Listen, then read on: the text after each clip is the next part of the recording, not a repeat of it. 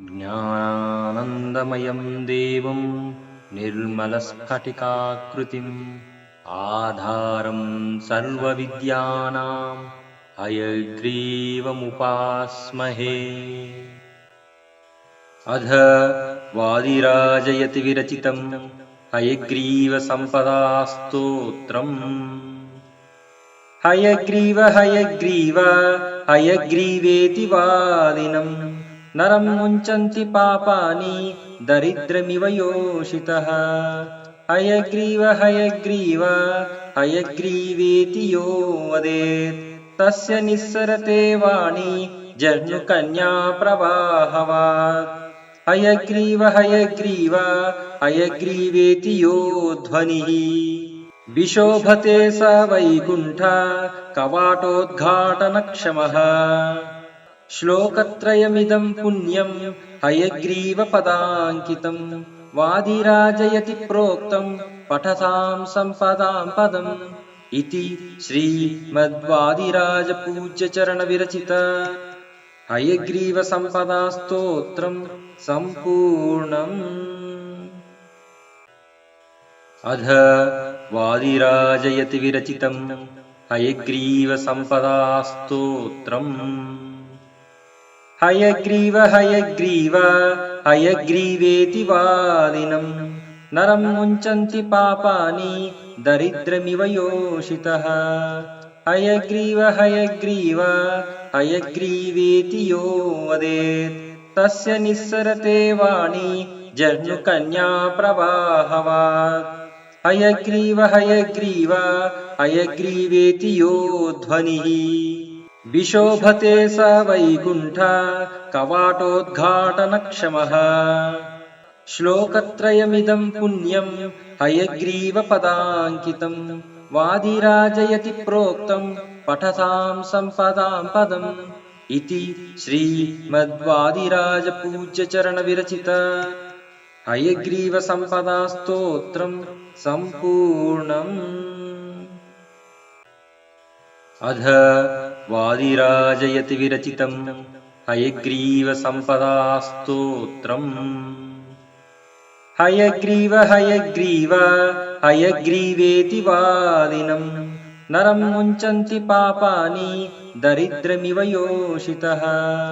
हयग्रीव हयग्रीव हयग्रीवेति यो वदेत् तस्य निस्सरते वाणी जह्नुकन्या प्रवाहवात्। हयग्रीव हयग्रीव हयग्रीवेति यो ध्वनिः विशोभते स वैकुण्ठ कवाटोद्घाटनक्षमः। श्लोकत्रयमिदं पुण्यं हयग्रीवपदाङ्कितं वादिराजयति प्रोक्तं पठतां सम्पदां पदम् इति श्रीमद्वादिराजपूज्यचरणविरचित हयग्रीवसम्पदास्तोत्रं सम्पूर्णम्। अध वादिराजयति विरचितं हयग्रीवसम्पदास्तोत्रम्।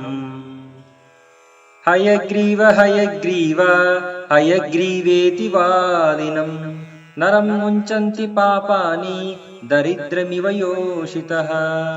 हयग्रीव हयग्रीव हयग्रीवेति यो वदेत् तस्य निस्सरते वाणी जह्नुकन्या प्रवाहवात्। हयग्रीव हयग्रीव हयग्रीवेति यो ध्वनिः विशोभते स वैकुण्ठ कवाटोद्घाटनक्षमः।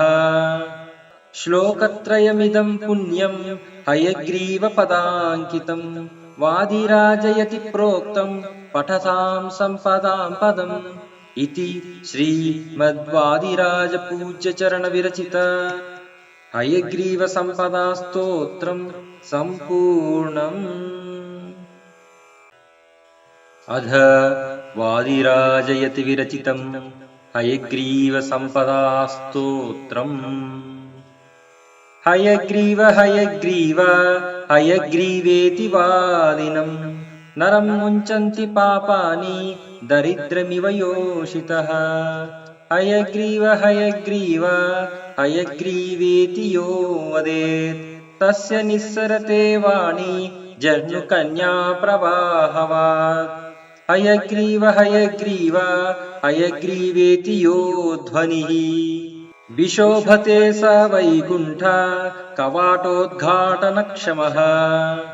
श्लोकत्रयमिदं पुण्यं हयग्रीवपदाङ्कितं वादिराजयति प्रोक्तं पठतां सम्पदां पदम् इति श्रीमद्वादिराजपूज्यचरणविरचित हयग्रीवसम्पदास्तोत्रं सम्पूर्णम्।